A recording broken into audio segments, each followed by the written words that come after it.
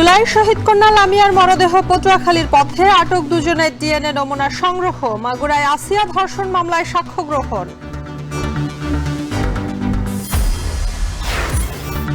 প্রধান উপদেষ্টার নির্বাচনী সময়সীমায় পূর্ণ সমর্থনের কথা ইউকে জানালো জামায়াত।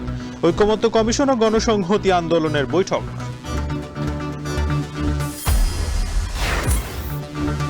সিলেট থেকে কার্গো বিমানে ইউরোপ যাচ্ছে ৬০ টন তৈরি পোশাক। ভারতের ট্রান্সশিপমেন্ট বাতিলের প্রভাব কেটে যাওয়ার আশা।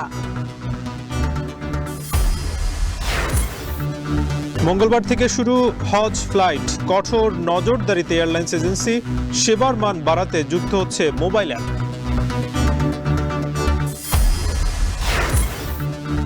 এবং নির্বাচনী প্রচারণার শেষ দিনে কানাডায় উৎসবে গাড়ি হামলা, বেশ কয়েকজন নিহত, ধ্বংসাত্মক বললেন প্রধানমন্ত্রী।